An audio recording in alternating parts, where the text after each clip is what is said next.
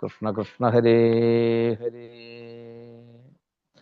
ഇന്ന് നിമി നവയോഗി സംവാദം, അതിലെ ഏതെങ്കിലും പ്രസക്ത ഭാഗത്തെക്കുറിച്ച് ആധികാരികമായി തന്നെ പറയാൻ പറ്റുന്ന ഒരാളാണ് നമുക്കിന്ന് ലഭിച്ചിരിക്കുന്നത്, പാർവതി നാരായണ സ്വാമി.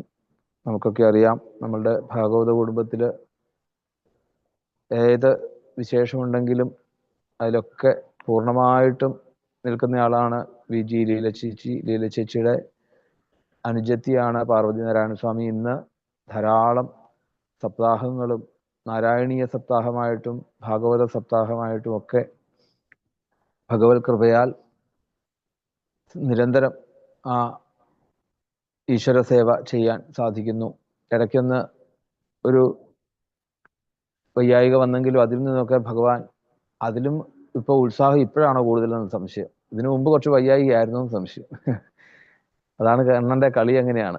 ഇത് കഴിഞ്ഞപ്പോഴത്തേക്കും കുറച്ചുകൂടെ ഉഷാറായി പാർവതി ചേച്ചി. അപ്പം നമുക്ക് ഈ ഇന്നത്തെ രാവിലത്തെ പ്രഭാത ഭാഷണത്തിന് വേണ്ടിയിട്ട് അമ്മയെ ക്ഷണിക്കാം. എല്ലാവിധ ആചാര മര്യാദകളോടും കൂടി ഭാഗവത കുടുംബത്തിൻ്റെ എല്ലാവരുടെയും കൂടി ആ പാദ നമസ്കാരം ചെയ്തുകൊണ്ട് ഈ വേദിയെ അലങ്കരിക്കുവാൻ വേണ്ടിയിട്ട് പാർവതി നാരായണ സ്വാമി അമ്മയെ സവിനയം ക്ഷണിച്ചുകൊള്ളുന്നു. ഗോവിന്ദനാമ സങ്കീർത്തനം. ഗോവിന്ദ ഗോവിന്ദ. നമോ ഭഗവതേ വാസുദേവായ. ഓം നമോ ഭഗവതേ വാസുദേവായ. ഓം നമോ ഭഗവതേ വാസുദേവായ. ശ്രീ ഗുരുഭ്യോ നമഃ. പീതാംബരം കരവിരാജിത ശംഖചക്ര കൗമോദഗീ സരസിജം കരുണാസമുദ്രം രാധാസഹായമതിസുന്ദരമന്ദഹാസം വാതാലയേശമനിശം പ്രതിപാവയാമി. എല്ലാവർക്കും നമസ്കാരം. ഇവിടെ യജ്ഞാചാര്യനായ തിരുമേനിക്ക് പാദനമസ്കാരം. ഇവിടെ കൂടിയ എല്ലാ ഭക്തജനങ്ങൾക്കും പാദനമസ്കാരം. എൻ്റെ എല്ലാ ഗുരുക്കളെയും മനസ്സിൽ നമസ്കരിച്ചുകൊണ്ട് ഇന്നത്തതിലേക്ക് കടക്കുകയാണ്. പറഞ്ഞ മാതിരി നവയോഗി നിമിയുമായിട്ടുള്ള ആ സംഭാഷണമാണ് നമുക്ക് കാണാനുള്ളത്. ചുരുക്കത്തില് ഒന്ന് എടുത്തു പോവാം എന്ന് മാത്രം, കാരണം അത് വളരെ വിസ്തരിച്ച് പറയാനുള്ളതൊന്നാണ്. 11ാം സ്കന്ധത്തില് നമുക്കറിയാം നിവൃത്തി മാർഗമാണ്. അതായത് 10ാം സ്കന്ധം വരെ പ്രവൃത്തി മാർഗങ്ങളിലൂടെയാണ് ഭഗവാന്റെ ലീലകളെങ്കിൽ ഇവിടെ നിവൃത്തി മാർഗത്തിലൂടെയാണ് ഭഗവാന്റെ ലീല. ഇവിടെ ഉപദേശമാണ് ഇവിടെ ചെയ്യുന്നത്. എന്താണ് ഈ 11ാം സ്കന്ധത്തിന്റെ ചുരുക്കം എന്ന് പറഞ്ഞു കഴിഞ്ഞാൽ നമുക്ക് പറഞ്ഞു തരുന്നത് ഇതാണ്: കർമ്മങ്ങളെല്ലാം തന്നെ ദുഃഖപരമായതാണ്. ഏത് കർമ്മം ചെയ്താലും അത് നമ്മളെ ദുഃഖത്തിലേക്ക് അവസാനം എത്തിക്കും. അതായത് ഫലം കിട്ടും, അത് കഴിഞ്ഞാൽ ഫലം പോകുമ്പോൾ വീണ്ടും ദുഃഖം. അങ്ങനെ പിന്നെ വേണ്ടത് ചെയ്യുന്ന കർമ്മങ്ങൾ നമ്മൾ നിഷ്കാമമായിട്ട് ചെയ്യണം എന്നുള്ളതാണ്. അങ്ങനെ ചെയ്താൽ മാത്രമേ, അത് ഭഗവത് അർപ്പണമായിട്ട് ചെയ്താൽ മാത്രമേ നമ്മളിലേക്ക് അതിന്റെ ഫലം ബാധിക്കാതെ ഇരിക്കുള്ളൂ. പിന്നത്തത്, അതിനായിട്ട് അങ്ങനൊരു നിഷ്കാമമായി കർമ്മം ചെയ്യണമെന്നുണ്ടെങ്കിൽ ജനങ്ങളില് ആ മമത നിസ്സംഗത്വം വരുത്തണം. അതായത് അത് മമത ഇല്ലാതാക്കണം, നിസ്സംഗത്വം ഉണ്ടാക്കണം, ഞാൻ എന്റേത് എന്ന ഭാവം ഇല്ലാതെയാക്കണം. പിന്നെ അങ്ങനെ ഈ സംസാരത്തിൽ മുഴുകിയിരിക്കുന്നവരെ എങ്ങനെ മുക്തി അവർക്ക് നൽകാം എന്നുള്ളതാണ് ഈ 11ാം സ്കന്ധത്തിന്റെ ചുരുക്കം. അതിനു വേണ്ടിയിട്ട് ആ നിവൃത്തി ലീല ഭഗവാൻ ഉപദേശരൂപമായിട്ടാണ് ഇവിടെ കാണിക്കുന്നത്. തുടക്കത്തിൽ തന്നെ നമുക്കറിയാം യാദവകുലത്തെ പറ്റിയിട്ട് ആദ്യത്തെ അധ്യായത്തിൽ തന്നെ യാദവകുല നാശമാണ് പറയുന്നത്. അപ്പൊ നമുക്ക് ആലോചിക്കാം, ഒരു സ്കന്ധത്തിന്റെ തുടക്കത്തിൽ എന്തിനാണ് ഇതിങ്ങനെ എന്നുള്ളത്. അവിടെ അതിന്റെ കാരണങ്ങൾ നമുക്ക് നോക്കുകയാണെങ്കിൽ ഭഗവാന്റെ കുലത്തിന് തന്നെ നാശം വരും, അപ്പൊ പിന്നെ നമ്മുടെയൊക്കെയോ എന്നുള്ള ഒരു ചോദ്യം. അപ്പൊ അതിനു വേണ്ടി അതിന് ദുഃഖിക്കേണ്ട ആവശ്യമില്ല എന്നുള്ളത് തന്നെയാണ്. പിന്നെ വൈരാഗ്യം ഉണ്ടാവണമെങ്കിൽ ദുഃഖം ഉണ്ടാവണം. നമുക്കറിയാം, നമ്മളെ ഏറ്റവും കൂടുതൽ ഭഗവാനെ വിളിക്കുന്നത് നമുക്കൊരു ദുഃഖം വരുമ്പോഴാണ്. സന്തോഷം വരുമ്പോൾ വളരെ ചുരുക്കം പേര് മാത്രമേ ഭഗവാനെ ചിന്തിക്കാറുള്ളൂ.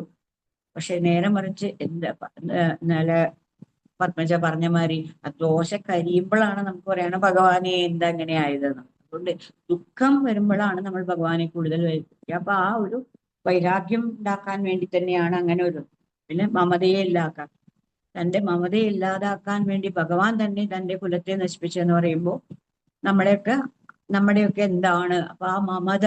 കാരണം നമുക്ക് കുടുംബം എന്നുള്ള ആ ഒരു ചുറ്റുപാടിലാണ് നമ്മൾ എപ്പോഴും നിൽക്കുന്നത്. അപ്പൊ അതിൽ നിന്ന് ആ ഭഗവാനിലേക്ക് അടുക്കാൻ വേണ്ടി നമുക്ക് പറഞ്ഞു തരുന്നതാണ്. പിന്നെ ഭഗവാന്റെ ഉദ്ദേശം എന്താണ്?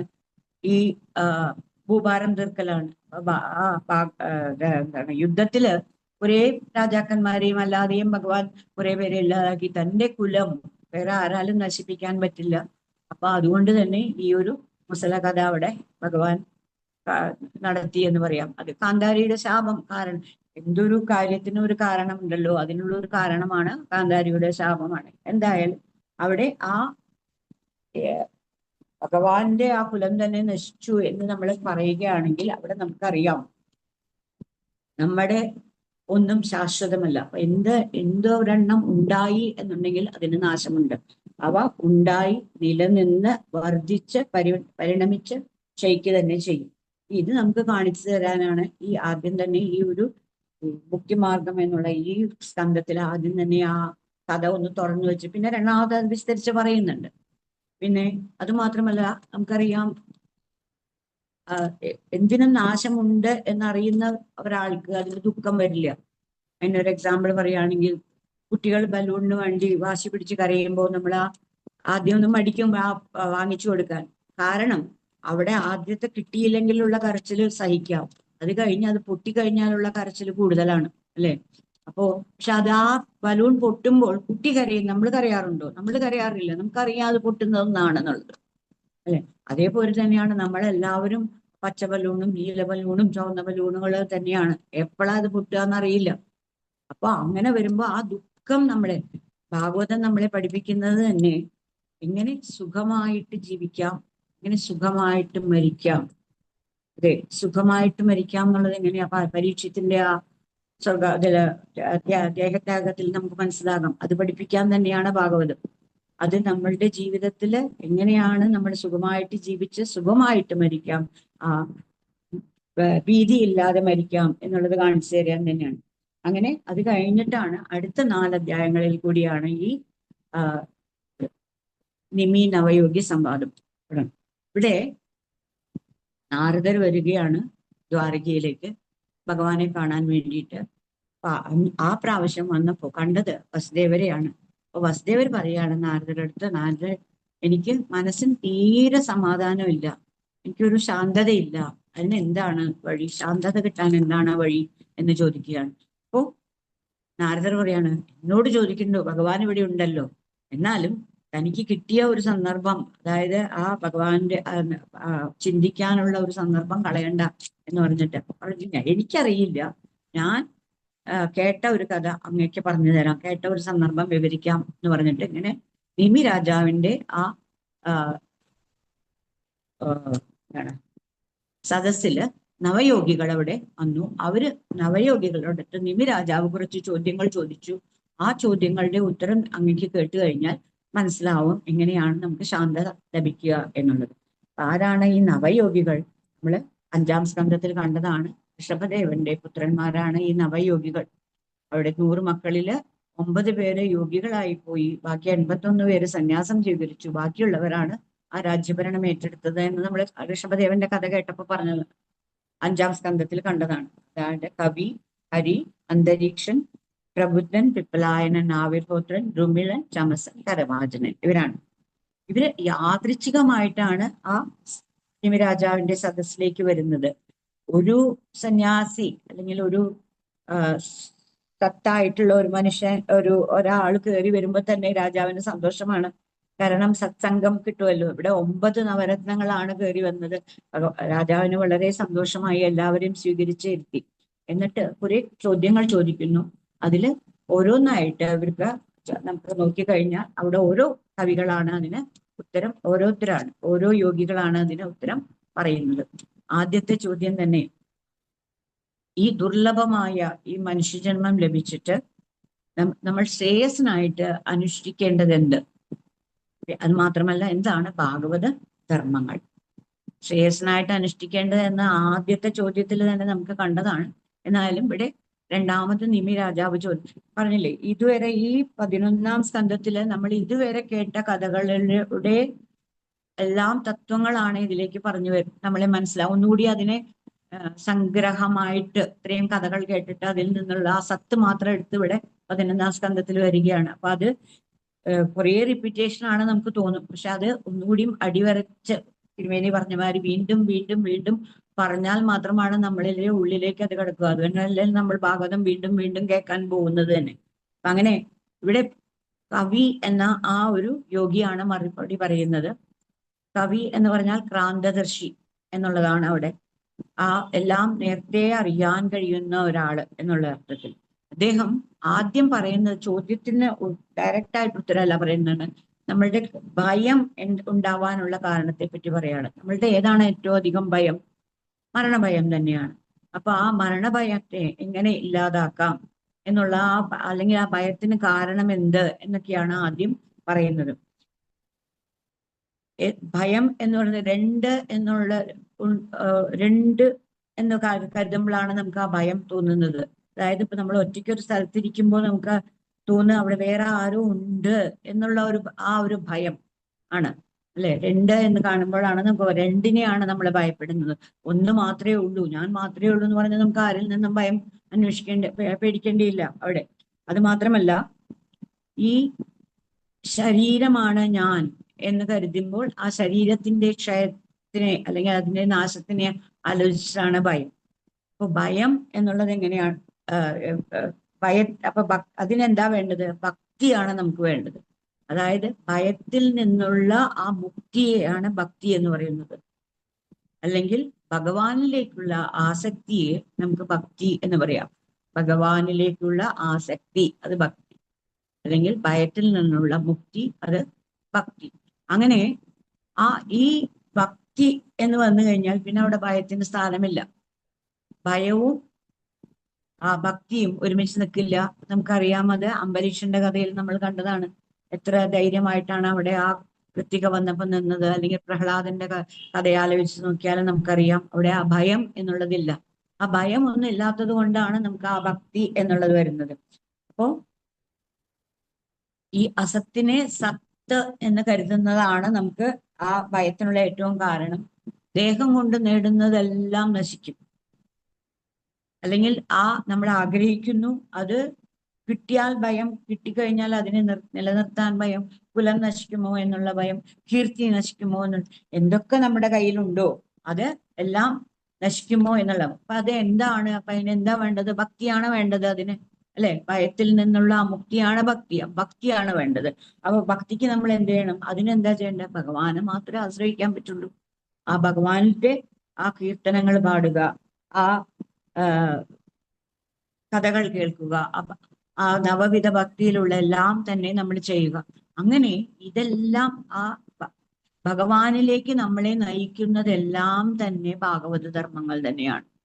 നമ്മൾ എന്തൊരു കാര്യം ചെയ്യുമ്പോഴും അത് ഭഗവാനിലേക്ക് അടുപ്പിച്ചുകൊണ്ടാണ് ചെയ്യുന്നത് എന്ന് വെച്ച് കഴിഞ്ഞാൽ അത് ഭാഗവത ധർമ്മങ്ങളാണ്. തിരുമേനി എടുത്തെടുത്ത് പറയാറുണ്ട് ഇവിടെ, നമ്മൾ ബാക്കിയുള്ളവർക്ക് ദുഃഖം വരാതെ നമ്മൾ ചെയ്യുന്ന കർമ്മങ്ങളെല്ലാം ഭാഗവത ധർമ്മങ്ങൾ തന്നെയാണ്. നമ്മൾ നല്ലതിനാണ് ചെയ്യുന്നത് എല്ലാം. അങ്ങനെ നമ്മൾ ബാക്കിയുള്ളവരെ ഉപദ്രവിക്കരുത് എന്ന് ചെയ്യുന്ന കർമ്മങ്ങളെല്ലാം നമ്മൾക്ക് ശ്രേയസിനെ തന്നെ തരും, അല്ലെ? അത് നമ്മൾ ആ ഭഗവാനെ അവിടെ ചിന്തിക്കുകയാണ്. അതുകൊണ്ട് വേദത്തിൽ കുറേ കർമ്മങ്ങൾ പറഞ്ഞിട്ടുണ്ട്. കർമാനുഷ്ഠങ്ങൾ നമുക്കറിയാം. കർമ്മം എന്ന് പറഞ്ഞു കഴിഞ്ഞാൽ അത് ദുഃഖം തരുന്നതാണ്, അല്ലെങ്കിൽ അതിന് കുറവുകൾ ഉണ്ടാവും. പക്ഷേ ആ കർമ്മങ്ങളെല്ലാം തന്നെ ഭഗവത് അർപ്പണമായിട്ട് ചെയ്യുമ്പോൾ അവിടെ അത് ഭാഗവത ധർമ്മമായിട്ട് തീരുകയാണ്. നമ്മൾ ആ വേദത്തിൽ പറഞ്ഞിരിക്കുന്ന കർമ്മങ്ങൾ അതായത് നിഷ്കാമമായിട്ട് ഭഗവത് ചെയ്യുമ്പോൾ നമുക്കവിടെ അത് കർമ്മയോഗമായി മാറി, അത് ഭാഗവത ധർമ്മമായി. കായേന വാച മനസ്സേന്ദ്രിയർവ എന്ന് പറഞ്ഞ് എല്ലാം ആ ഭഗവാനിൽ അർപ്പിച്ചുകൊണ്ട് ചെയ്യാം. അപ്പൊ ധർമാനുഷ്ഠമായ കർമ്മങ്ങൾ ചെയ്യുമ്പോൾ നമുക്ക് ഒരിക്കലും തെറ്റ് വരില്ല. ഭഗവാനെ വിസ്മരിക്കുന്നത് നമ്മൾ അപ്പൊ എന്താണ് നമ്മൾക്ക് പിന്നെ എന്താണ് ഈ തെറ്റ് വരാൻ കാരണം എന്ന് നമ്മൾ ചിന്തിക്കുകയാണെങ്കിൽ, നമ്മൾ ഭഗവാനെ വിസ്മരിക്കുന്നത് ആ ഭഗവാന്റെ മായ കാരണമാണ്. അപ്പൊ ആ മായ എന്നുള്ളതിന് ആവരണശക്തി, വിക്ഷേപശക്തി എന്ന രണ്ടെണ്ണമുണ്ട്. എന്താണ് ഈ ആവരണശക്തി? അതായത് ഉള്ളതിനെ മറയ്ക്കുക. വിക്ഷേപശക്തി ഇല്ലാത്തതിനെ ഉണ്ടെന്ന് ധരിപ്പിക്കുക. അപ്പൊ നമ്മളിപ്പോ നമ്മുടെ ആത്മാവ് അവിടെ ഉണ്ട്, പക്ഷെ അതിനെ മറയ്ക്കുകയാണ് ഈ മായ, അല്ലെ?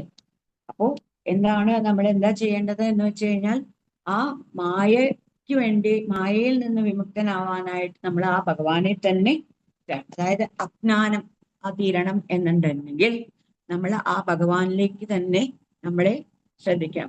അപ്പം മായ ആരുടെ കീഴിലാണ്? ഭഗവാന്റെ കീഴിലാണ്. അപ്പൊ നമ്മൾ ഒരു വീട്ടിലേക്ക് കയറി ചെല്ലുമ്പോൾ അവിടെ ഒരു നായ ഉണ്ടെങ്കിൽ നമ്മൾ എന്താ ചെയ്യുക? അവിടെയുള്ള യജമാനെയാണ് വിളിക്കുക, അല്ലെ? അല്ലാണ്ട് ആ നായോട് പറയില്ല എനിക്ക് അകത്തേക്ക് വരണം എന്നുള്ളത്. അതുപോലെ തന്നെ ഇവിടെ ഭഗവാന്റെ അധീനത്തിലാണ് ഈ മായ. അപ്പൊ ആ ഭഗവാനെ വിളിച്ചു കഴിഞ്ഞാൽ നമുക്ക് ജ്ഞാനം ഉണ്ടാകും. അപ്പോ ആ ഭഗവാനിലേക്ക് നമുക്ക് കൂടുതൽ അടുക്കുവാൻ ചെയ്യും. അപ്പൊ പ്രപഞ്ചത്തിലെ എല്ലാത്തിലും ആ ഭഗവാനെ കാണണം. അങ്ങനെ കണ്ടു കഴിഞ്ഞാൽ വൈരാഗ്യം കൊണ്ട് ആ ഇന്ദ്രിയങ്ങളെല്ലാം അടങ്ങും. അങ്ങനെ ഇന്ദ്രിയങ്ങളെല്ലാം അടങ്ങി കഴിഞ്ഞാൽ നമുക്ക് ആ ജാഗ്രത, സ്വപ്നം, സുഷുപ്തി, ഈ മൂന്ന് അവസ്ഥയിലും നമുക്ക് ആ ഭഗവാന്റെ സാന്നിധ്യം അറിയാൻ സാധിക്കും. ജാഗ്രതയിൽ ഇന്ദ്രിയങ്ങളും അന്ധകരണങ്ങളും പ്രവർത്തിക്കുന്നുണ്ടാവും. അവിടെ ആ ഇന്ദ്രിയം നമുക്കറിയാം, ധ്രുവന്റെ ഇതില് എല്ലാ ഇന്ദ്രിയങ്ങളുടെയും പ്രവർത്തനം ആ ഭഗവാന്റെ കാരുണ്യം കൊണ്ടാണ് നടക്കുന്നത് എന്ന് ആ ധ്രുവന്റെ സ്തുതിയിൽ, ആദ്യത്തെ സ്തുതിയിൽ നിന്ന് നമ്മൾ കേട്ടു. സ്വപ്നാവസ്ഥയിൽ എന്താണ്? സ്വപ്നാവസ്ഥയിൽ ഇന്ദ്രിയങ്ങളെല്ലാം അടക്കും, പക്ഷെ മനസ്സ്, ആ അന്ധകരണങ്ങൾ അത് പ്രവർത്തിക്കുന്നുണ്ടാവും. സുഷുപ്തിയിലാവുമ്പോഴോ ആ അന്ധകരണങ്ങളും ഇന്ദ്രിയങ്ങളും അടങ്ങും.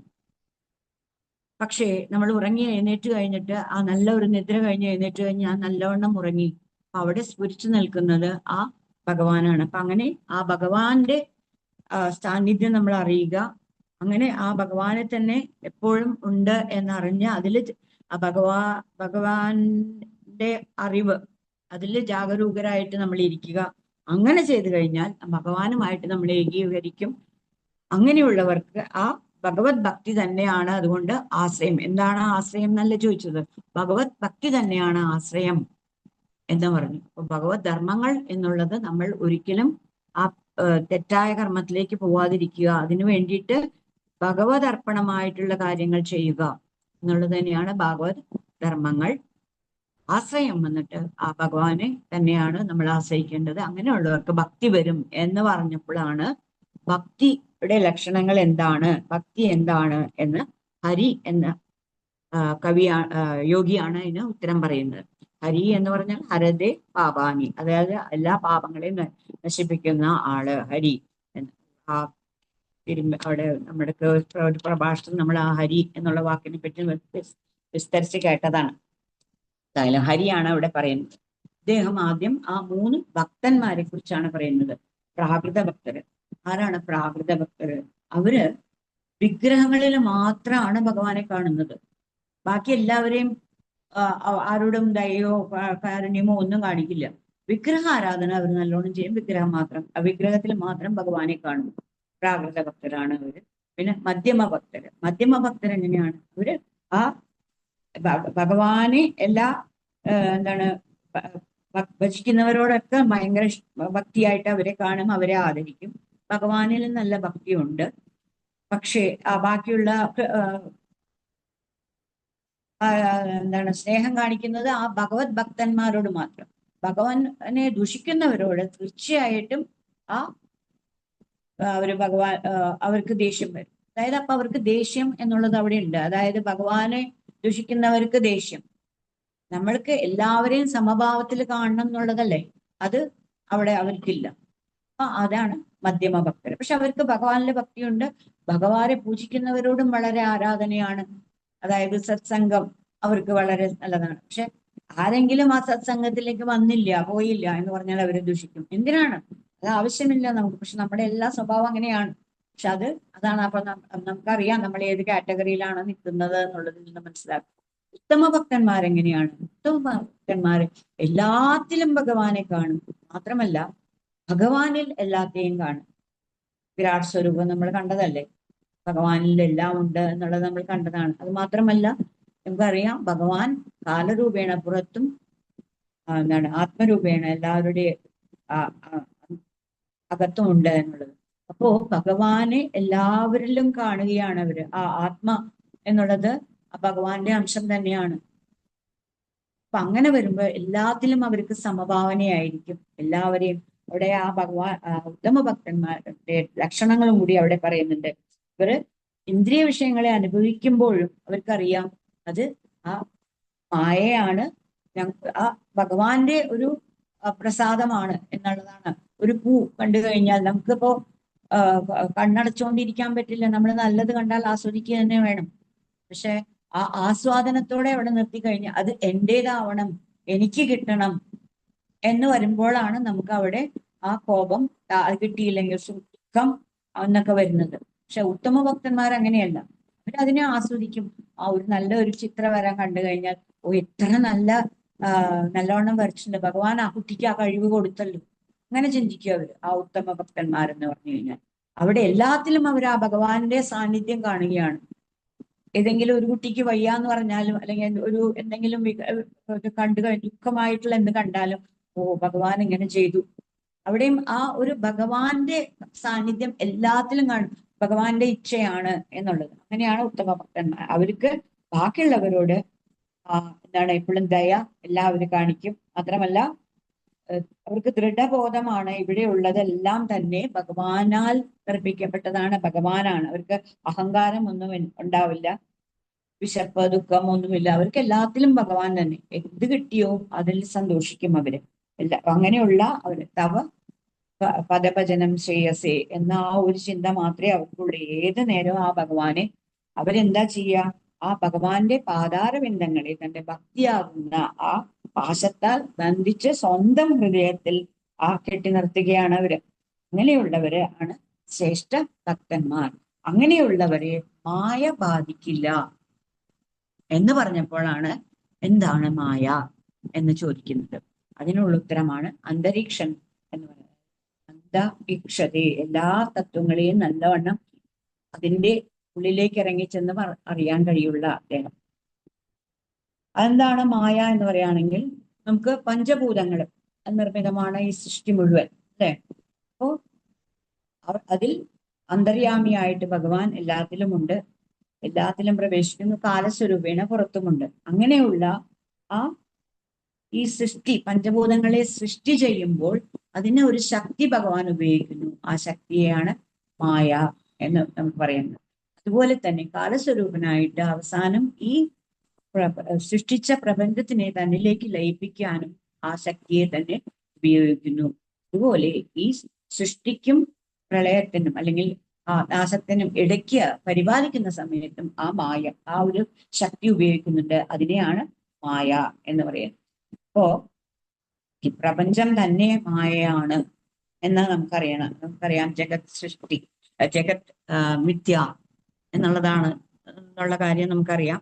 ആ ഒരു ബോധം വരണം. യാ മാ സ മായ, എന്തൊന്ന് ഇല്ലയോ അതിനെ ഉണ്ട് എന്ന് തോന്നിക്കുന്നത് തന്നെയാണ് മായ.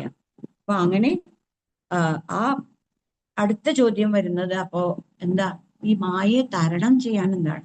ഉണ്ടെന്ന് നമുക്ക് മനസ്സിലായി, ഇതാണ് മായ എന്ന് മനസ്സിലായി. ഇതിൽ നിന്ന് തരണം ചെയ്യാൻ എന്താണ് എന്നുള്ള ക്വസ്റ്റ്യൻ ആണ് അടുത്തത്. അതിന് പ്രബുദ്ധൻ എന്ന് പറയുന്ന എൻലൈറ്റഡ് പേഴ്സൺ എന്നുള്ളതാണ് പ്രബുദ്ധൻ എന്നുള്ളതിന്റെ. അദ്ദേഹം പറയുകയാണ്, നമ്മൾ എല്ലാം കർമ്മം ചെയ്യാണ്, അല്ലെ? എന്തിനാ കർമ്മം ചെയ്യുന്നത്? കർമ്മം ചെയ്യുന്നത് നമുക്ക് സുഖം കിട്ടാൻ, അല്ലെ? പക്ഷെ സുഖം കിട്ടുന്നുണ്ടോ? ഇല്ല, ദുഃഖമാണ് നമുക്ക് എപ്പോഴും. തുടക്കത്തിൽ കിട്ടിയാലും അത് അവസാനം, നമുക്ക് ആത്മദേവന്റെ കഥ അറിയാം. സുഖമായിരിക്കാം, കുട്ടി വേണം എന്ന് പറഞ്ഞ് കരഞ്ഞു, എന്നിട്ട് അവസാനം ആ കുട്ടി കൊണ്ട് തന്നെ ദുഃഖമുണ്ടായി. ഏതൊരു കാര്യം നമ്മൾ എടുത്തു കഴിഞ്ഞാൽ, എന്തൊരു സാധനം, ലഡ്ഡു തന്നെ നമ്മൾ കഴിക്കുകയാണ്, നല്ല സുഖമായിട്ട് കഴിച്ചു, അത് കഴിഞ്ഞിട്ട് വരുന്ന ഷുഗറോ, അല്ലെ? അപ്പൊ എന്തും സുഖത്തിന് നമ്മൾ ചെയ്യുന്നതെല്ലാം അവസാനം ദുഃഖത്തിൽ തന്നെയാണ് അവസാനിക്കുന്നത്. ഇത് തന്നെയാണ് ആ വിതുരമൈത്രേയ സംവാദത്തിലും പറയുന്നത്. അപ്പൊ സുഖത്തിനായിട്ട് നമ്മൾ ചെയ്യുന്നതെല്ലാം അവസാനം ദുഃഖത്തിലാണ് വരുന്നത്. അപ്പൊ എങ്ങനെയാണ് നമ്മൾ അതിന് എന്താ ചെയ്യേണ്ടത്? അവിടെ നമ്മൾ ചെയ്യുന്ന കർമ്മങ്ങൾ ഫലേച്ഛയോടെ ചെയ്യുന്നുണ്ടെങ്കിൽ അത് അവസാനം ആ ഫലം കിട്ടിയാൽ ആ കുറച്ചു നേരത്തേക്ക് സന്തോഷമായിരിക്കും, പിന്നെ അതിനെ നിലനിർത്താൻ വേണ്ടിയിട്ടുള്ള ദുഃഖമായിരിക്കും. അപ്പോ ഇവിടെ ലോഭം ഒഴിവാക്കണം, അതായത് നമ്മുടെ ആഗ്രഹങ്ങൾ കുറയ്ക്കുക, അല്ലെ? അതിനുവേണ്ടി എങ്ങനെയാണ് ഒരു ഗുരുവിനെ സമീപിച്ചിട്ട് ആ ഗുരുവിന്റെ വാക്കുകൾ പൂർണ്ണമായിട്ട് വിശ്വസിക്കുക. ഗുരു, ആത്മാവ്, ഇഷ്ടദേവത ഇതെല്ലാം ഒന്ന് തന്നെയാണ് എന്ന് മനസ്സിലാക്കിയിട്ട് ആ സജ്ജനങ്ങളുടെ അവരോട് നല്ല സജ്ജനങ്ങളുമായി ചേരുക. അത് മാത്രമല്ല, താഴ്ന്നവരോട് ദയ, ശ്രേഷ്ഠരിൽ വിനയം, തുല്യരോട് സ്നേഹം, ഇങ്ങനെ ഇതെല്ലാം കാണിക്കുക. അങ്ങനെ വരുമ്പോ മനഃശുദ്ധി വരും. ആ മനഃശുദ്ധി വന്നു കഴിഞ്ഞാൽ ക്ഷമ, ദയ, ആ എല്ലാം എന്താണ്, അഹിംസ, ഇതെല്ലാം വരണം. ഇതെല്ലാം വന്നു കഴിഞ്ഞാൽ നമുക്ക് എല്ലാത്തിലും ഒരു സന്തോഷം എന്ന് വരും, അല്ലെ? അപ്പോ മനസ്സെല്ലാം ശുദ്ധമായി കഴിഞ്ഞു കഴിഞ്ഞാൽ നമുക്ക് എപ്പോഴും അത്. അപ്പൊ അത് എങ്ങനെയാണ് മനസ്സിനെ ശുദ്ധമാക്കുക? പ്രാണായാമം കൊണ്ട് മനസ്സിനെ ശുദ്ധാക്കുക, മൗനം കൊണ്ട് ആ വാക്കിനെ ശുദ്ധമാക്കുക, പിന്നെ സർവകാമത്യാഗം കൊണ്ട് ശരീരത്തെ ശുദ്ധമാക്കുക. അങ്ങനെ ചെയ്തു കഴിഞ്ഞാൽ നമുക്ക് ആ മനസ്സ് അടയും. അങ്ങനെ നമ്മൾ ചെയ്യുന്ന കർമ്മങ്ങളെല്ലാം തന്നെ ഭഗവാന്റെ പ്രേരണയാലാണ് ചെയ്യുന്നത് എന്നുള്ള ഒരു ഭാവത്തിൽ വരും, അല്ലെ? എങ്ങനെയാണ് അത് ചെയ്യുന്നത്? ഇപ്പൊ നമുക്കറിയാം, നമ്മളൊക്കെ ഗൃഹസ്ഥരാണ്, നമുക്ക് കുട്ടികളുണ്ട്, കുടുംബമുണ്ട്. പക്ഷെ ആ കുടുംബം നമ്മളെ ഭഗവാൻ ഏൽപ്പിച്ചത് ഒന്നാണ് എന്ന് കരുതുക. നമ്മുടെ തന്നിരിക്കുകയാണ്, നമ്മുടെ ആ ചുമതലയാണ് അവരെ നോക്കാനുള്ളത്. അത് അത്രമാത്രം, അവിടെ നിർത്തുക. നമ്മുടെ ഒരു ബാങ്കിലെ കാഷ്യറിന്റെ അടുത്ത് 1 കോടി പൈസ അവിടെ ഉണ്ടാവും ഒരു ദിവസം, അല്ലെ? കളക്ട് ചെയ്യുമ്പോൾ കാഷ്യറിന്റെ അടുത്ത്. പക്ഷെ അങ്ങേർക്ക് അറിയാം അത് എന്റെ പണമല്ല, ഞാൻ വൈകിട്ടാവുമ്പോ അവിടെ ഡെപ്പോസിറ്റ് ചെയ്യണം എന്നറിയാം. അതുപോലെ തന്നെ ഇവിടെ ഭഗവാൻ തന്നിരിക്കുന്നതാണ് നമ്മളുടെ അടുത്ത ഈ കുടുംബം, ഇവിടെ ഇതെല്ലാം. അപ്പൊ നമ്മൾ ആ ഭഗവാൻ തന്നിരിക്കുന്നതിനെ സൂക്ഷിച്ചു വെക്കുക, സൂക്ഷിച്ച് അവർക്ക് വേണ്ട കർമ്മങ്ങളെല്ലാം ചെയ്യുക. അങ്ങനെ ഇന്ദ്രിയങ്ങളും മനസ്സും ഭക്തിയാൽ അടങ്ങിക്കഴിഞ്ഞു കഴിഞ്ഞാൽ നമുക്ക് ആത്മനിർവൃതി വരും. അങ്ങനെ വരുമ്പോ നമുക്ക് അതായത് മായ എന്ന് പറഞ്ഞാൽ എന്താ ഞാൻ പറഞ്ഞല്ലേ, അത് ഒരെണ്ണത്തിനെ മറക്കുക എന്നല്ലേ. അപ്പൊ ഇതെല്ലാം കൂടി വരുമ്പോ നമുക്ക് ആ മനസ്സിന് മനസ്സിലാകും, ഇത് ഈ ശരീരം ഞാനല്ല, ഇതെല്ലാം ഭഗവാന്റെ ആണ്, ഭഗവാൻ തന്നിരിക്കുന്നതാണ് എന്നുള്ളത്. അപ്പൊ ആ മനസ്സ് ശുദ്ധമായി കഴിഞ്ഞാൽ നമ്മുടെ ആത്മാവാണ് ഞാൻ എന്നുള്ളത്, ആ ജ്ഞാനം നമ്മളിൽ വരും. അങ്ങനെ ആ ഭഗവത് പ്രേരണയാൽ, ആ ഭഗവാന്റെ ആ ചിന്ത കൊണ്ട് ഏത് നേരവും ഭഗവാനെ ചിന്തിച്ചു കഴിഞ്ഞാൽ പരമാത്മാ രൂപം അല്ലെങ്കിൽ ആ ഭഗവാന്റെ രൂപം നമ്മുടെ മനസ്സിൽ തെളിയും. അപ്പോൾ ആ ജ്ഞാനം വരും. ജ്ഞാനം വരുന്നത് തന്നെയാണ് ആ മായയെ തരണം ചെയ്യുക എന്നുള്ളത്. അപ്പോ ആ പരമാത്മ സ്വരൂപം തെളിയും എന്ന് പറഞ്ഞപ്പോഴാണ് ആ പരമാത്മാവിന്റെ യഥാർത്ഥ രൂപം എന്താന്ന് ചോദിക്കുന്നത്. അപ്പൊ അവിടെ പറയുകയാണ് പരമാത്മാവിന്റെ പിപ്പലായനൻ എന്ന കവിയാണ് അവിടെ പറയുന്നത്. അവിടെ അത് ഭഗവാന്റെ പറയാൻ അത്ര എളുപ്പമല്ല. കാരണം ഉപനിഷത്തിലൊക്കെ വേദങ്ങളിലൊക്കെ നമുക്കറിയാം ആ ഭഗവാനെ ചൂണ്ടിക്കാണിച്ചിട്ടേ ഉള്ളൂ, അല്ലെ? ആ ശ്രുതിഗീതയിൽ തന്നെ ചോദിക്കുന്നത് എങ്ങനെയാണ്, നമുക്ക് എങ്ങനെയാണ് ഭഗവാനെ പറയുന്നത്? ശരിയാണ്, ഈ മനസ്സ് എല്ലാം നമുക്ക് തന്നിരിക്കുന്നത്, മനസ്സ് ഇന്ദ്രിയങ്ങളെല്ലാം പ്രവർത്തിക്കുന്നത് ആ ഭഗവാനിലൂടെയാണ്. അപ്പൊ അതിനെ ഉപയോഗിച്ച് നമ്മൾ എങ്ങനെയാണ് അതിനെ അറിയുന്നത്, അല്ലെ? ആ ഭഗവാനെ അറിയാൻ നമുക്ക് സാധ്യമല്ല. കാരണം ഇതിന്റെ പ്രവർത്തനത്തിനെല്ലാം തന്നെ ആ ഭഗവാൻ വേണം. അപ്പൊ അങ്ങനെയുള്ള സമയത്ത് അങ്ങനെയുള്ള ആ ഭഗവാനെ, ആ പരമാത്മ സ്വരൂപത്തെ അറിയാം. പക്ഷെ അങ്ങനെ ചൂണ്ടിക്കാണിക്കും. നമുക്ക് നേരത്തെ പറഞ്ഞ മാതിരി ആ ജാഗ്രത് സുഷുപ്തിയില് നമുക്ക് മനസ്സിലാകും അവിടെ ഒരാളുണ്ട്. അങ്ങനെ അതിനെ ഒരു ലക്ഷണമായിട്ട് എടുക്കാനേ പറ്റുള്ളൂ. അപ്പോ മനസ്സുകൊണ്ടോ ഇന്ദ്രിയങ്ങൾ കൊണ്ടോ ബുദ്ധി കൊണ്ടോ ഈ പരമാത്മാവിനെ അറിയാൻ കഴിയില്ല. പിന്നെ വേദത്തിൽ ചൂണ്ടിക്കാട്ടിയ എന്തൊക്കെയുണ്ടോ അതിന് ഇതല്ല ഭഗവാൻ, ഇതല്ല, നേതി നേതി നേതി, ഇതല്ല, പിന്നെ എന്താണ് അവശേഷിക്കുന്നത്? അതാണ് ആ പരമാത്മ സ്വരൂപം എന്ന്. ഉദാഹരണം പറയുകയാണെങ്കിൽ അഗ്നികുണ്ഡത്തിൽ നിന്ന് തെറിച്ചു വരുന്ന അഗ്നിക്ക് ആ അതായത് സ്ഫുരണങ്ങൾ, ചെറിയ ചെറിയ തീപ്പൊരികൾക്ക് ഈ അഗ്നികുണ്ഡത്തെ പ്രകാശിപ്പിക്കാൻ കഴിയുമോ? അവിടെ അഗ്നികുണ്ഡം തന്നെ പ്രകാശിച്ചിരിക്കുകയാണ്, അല്ലെ? സൂര്യന്റെ മുമ്പില് ഒരു പിന്നാമിനിങ്ങ് പോയി നിൽക്കുന്നവര്. അപ്പൊ നമുക്ക് അത്രയും എല്ലാത്തിലും ഇരിക്കുന്ന ആ ഭഗവാനെ നമുക്ക് തിരിച്ചറിയാൻ കഴിയില്ല. പക്ഷെ ഈ വേദങ്ങൾ ചൂണ്ടിക്കാണിക്കുന്ന അല്ലെങ്കിൽ നമ്മുടെ ആ അനുഭവത്തിൽ നിന്ന് അത് മനസ്സിലാക്കിയെടുക്കാനേ പറ്റുള്ളൂ ആ പരമാത്മ സ്വരൂപം.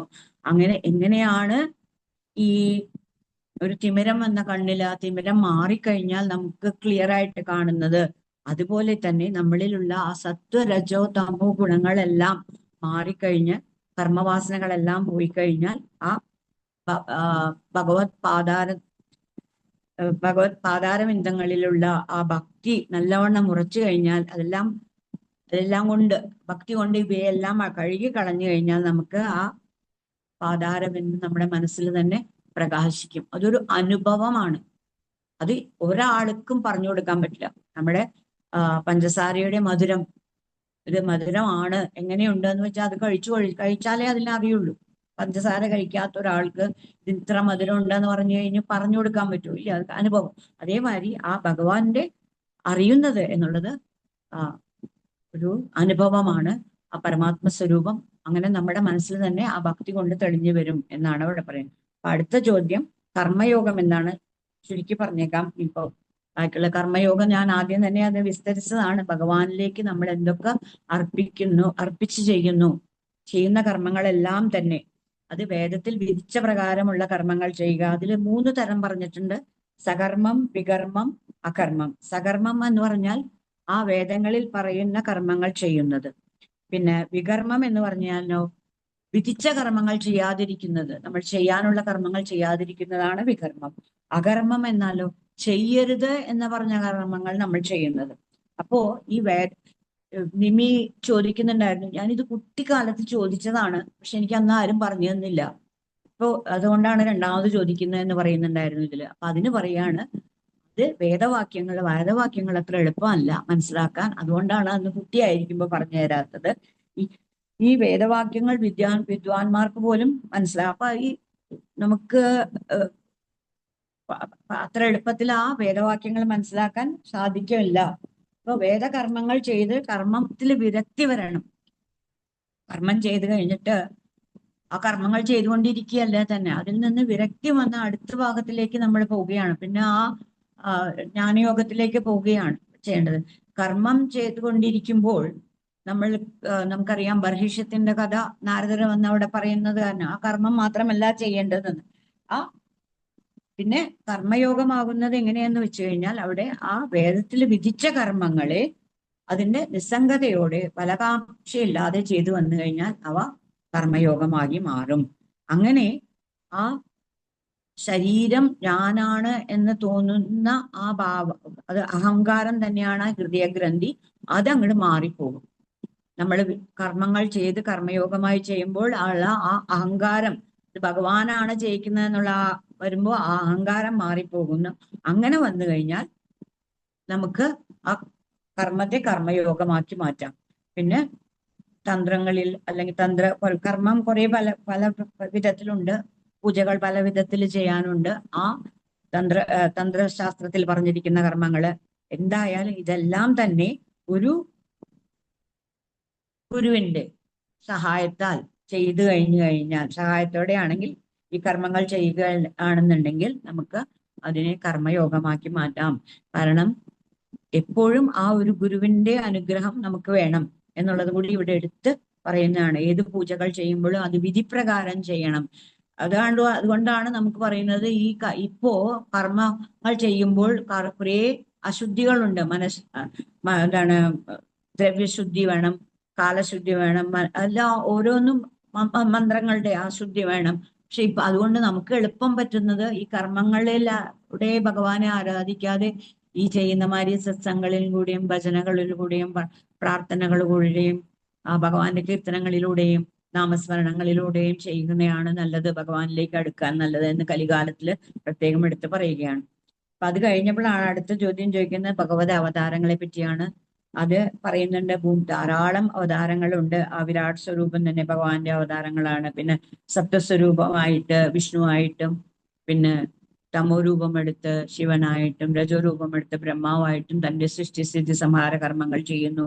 അതുമാത്രമല്ല ധാരാളം അവതാരങ്ങൾ എടുത്തിട്ടുണ്ട്. നരനാരായണന്മാരായിട്ട് പരമധർമ്മത്തെ ലോകർക്ക് ഉപദേശിച്ചു. ഹംസം, ഋഷഭൻ, സനകാദികര്, പിന്നെ ദത്താത്രേയൻ മുതലായ അവതാരങ്ങൾ ധർമ്മരഹസ്യത്തെ വെളിപ്പെടുത്തി ഹയഗ്രീവനായിട്ട് വേദങ്ങളെ തിരിച്ചെടുത്തു. മത്സ്യാവതാരത്തിൽ ആ വൈവസ്വത മനുവിനെയും ഋഷികളെയും സഹായിച്ചു. അങ്ങനെ വരാഹാവതാരത്തിൽ ഭൂമിയെ, അങ്ങനെ ആ അവതാരങ്ങളെല്ലാം പറഞ്ഞുകൊണ്ട് വന്നു. പക്ഷെ അവിടെ ഭഗവാന്റെ അവതാരങ്ങൾ ധാരാളമാണ്. അത് എത്ര പറഞ്ഞാൽ ആചാര്യന്മാർ പറയാറുണ്ട്, ആ കൃഷ്ണൻ ദ്രൗപദിക്ക് കൊടുത്ത ആ ചേല അല്ലെങ്കിൽ ആ സാരി, അതും ഒരു ഭഗവാന്റെ അവതാരമാണ് തീർച്ചയായിട്ടും. അല്ലെങ്കിൽ അവിടെ അങ്ങോട്ട് സാരി വരുമോ? ആ ഭഗവാൻ നിശ്ചയിച്ചത് കൊണ്ടല്ലേ. അപ്പൊ എല്ലാം നമ്മള് ഓരോ അംശങ്ങളും കാണുന്നതെല്ലാം ഭഗവാനിൽ നിന്ന് വന്നതാണ്, ഭഗവാന്റെ അവതാരങ്ങളാണ് എന്ന് തന്നെ അവിടെ പറയുകയാണ്. അങ്ങനെ അപ്പൊ അടുത്ത ചോദ്യമാണ്, ഭഗവാനെ ആഗ്രഹിക്കാത്തവരുടെ ഗതി എന്താണ് എന്നാണ് ചോദിക്കുന്നത്. അതിന് ഉത്തരം പറഞ്ഞു കൊടുക്കുന്നത് ചമസൻ എന്ന ആ യോഗിയാണ് പറഞ്ഞു കൊടുക്കുന്നത്. അതായത് ഭഗവാൻ സത്വഗുണപ്രധാനിയായിട്ട് ബ്രാഹ്മണരും, പിന്നെ അത് ഭഗവാന്റെ മുഖത്തിൽ നിന്നും, സത്വരജോ ഗുണപ്രധാനിയായിട്ട് ക്ഷത്രിയൻ കൈകളിൽ നിന്നും, രജോതമ ഗുണപ്രധാനിയായിട്ട് വൈശ്യൻ തുടകളിൽ നിന്നും, തമോ ഗുണപ്രധാനിയായിട്ട് ശൂദ്രര് പാദത്തിൽ നിന്നും ഉണ്ടായി. അത് സത്വരജ ഗുണങ്ങളെ പറ്റിയിട്ട് നമുക്ക് മായാ വിശ്വനാഥ് വളരെ വൃത്തിയായിട്ട് അതിലെന്ന് ആ പ്രസന്റേഷനിൽ പറഞ്ഞു തന്നു. അത് മാത്രമല്ല, ഇങ്ങനെ ഈ അതിൽ കൂടാതെ ബ്രഹ്മചര്യം, ഗൃഹസ്ഥം, വാനപ്രസ്ഥം, സന്യാസം എന്ന 4 ആശ്രമങ്ങളും ഭഗവാന്റെ ഹൃദയത്തിൽ നിന്നും, അരക്കെട്ടിൽ നിന്ന്, മാറിൽ നിന്ന്, ശിരസിൽ നിന്നും ഉണ്ടായി. ഞാനിപ്പോ ഇത് എന്താണ് പറയാൻ, ഒരു വീടിന് അസ്ഥിവാരം എങ്ങനെയാണ് ഇത്രയും ഇമ്പോർട്ടൻ്റ് ഉണ്ടോ? അസ്ഥിവാരം, പിന്നെ 4 തൂണുകള്, 4 ബീം. നമ്മൾ എന്ത് കൺസ്ട്രക്ഷൻ ചെയ്തു കഴിഞ്ഞാലും പിന്നെ അതിൽ വരുന്ന മാറ്റങ്ങൾ വരുമ്പോൾ ഇതിനെ തുടരുത് എന്ന് പറയും അല്ലെ. അതേപോലെയാണ് ഈ പ്രപഞ്ചത്തിന്റെ നിലനിൽപ്പിന് ആ വേദങ്ങളാണ് അസ്ഥിവാരം. 4 തൂണുകള് നമ്മുടെ ആ 4 വർണ്ണാശ്രമങ്ങളും 4 ബീം എന്നുള്ളത് ആ എന്താണ് ആശ്രമങ്ങള് തൂണുകളും, വർണ്ണങ്ങൾ 4 ബീമുമാണ്. അപ്പൊ ഇത് ഈ ഒരു സിസ്റ്റം അതിൻ്റെ ആ നിലനിൽപ്പിന്, ഈ നമ്മുടെ സമാജത്തിന്റെ അല്ലെങ്കിൽ ഈ പ്രപഞ്ചത്തിന്റെ നിലനിൽപ്പിന് ഇത് ആവശ്യമാണ്. ഒരു കെട്ടിടത്തിന് എങ്ങനെയാണ്.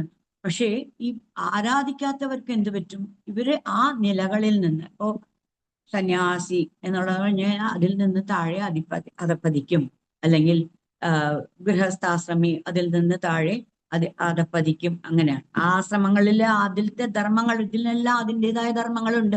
ആ ധർമ്മങ്ങൾ അനുസരിക്കാതെ ആ ബ്രാഹ്മണ ശൂദ്രർ എന്നുള്ള അവർക്ക് അതിൻ്റെതായ ധർമ്മങ്ങളുണ്ട്.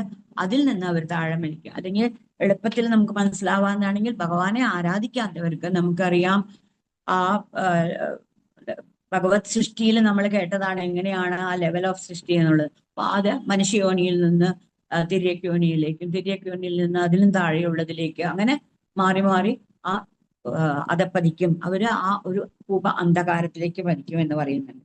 പിന്നെ അവസാനത്തെ ചോദ്യം ചോദിക്കുന്നത്, ഈശ്വര ആരാധന എങ്ങനെയാണ് ആയിരുന്നു, എല്ലാ യുഗത്തിലും ഒരുമാതിരി ആയിരുന്നു എന്ന് ചോദിച്ചപ്പോഴാണ് കരഭാജനാണ് അതിന് ഉത്തരം പറയുന്നത്.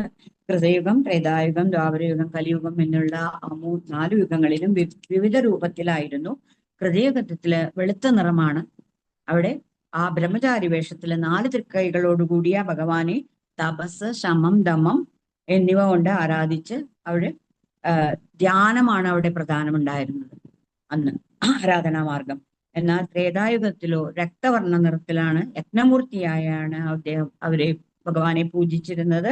ഇവിടെ ഭഗവാനെ പൂജിക്കാനുള്ള അവർ എടുത്തത് വേദത്തിൽ പറഞ്ഞ കർമ്മങ്ങൾ കൊണ്ടാണ് അവര് ആരാധിച്ചത്. ദ്വാപരയുഗത്തില് ശ്യാമളവർണ്ണനാണ്, രാമകൃഷ്ണാദി രൂപത്തിലാണ് പൂജിക്കുന്നത്. അവിടെ വൈദിക താന്ത്രിക പൂജ പ്രകാരം പൂജിക്കുന്നു. കലിയുഗത്തിലോ സങ്കീർത്തനാദികൾ അടങ്ങിയ യജ്ഞങ്ങളെ കൊണ്ട് ഭഗവാനെ പൂജിക്കും. അങ്ങനെ ഓരോ യുഗത്തിലും വേറെ വേറെയാണ് പൂജ. അപ്പൊ നമുക്ക് ഈ കലിയുഗത്തില് നാമസങ്കീർത്തനം, സത്സംഗം തന്നെയാണ്. അതിന് നമുക്ക് ഭാഗ്യം, നമ്മളെ എല്ലാവരെയും ഈ ഭാഗവതം കൈകൊണ്ട് എടുപ്പിച്ചു തന്ന ആ ഭഗവാന് വീണ്ടും വീണ്ടും നന്ദി പറയാം.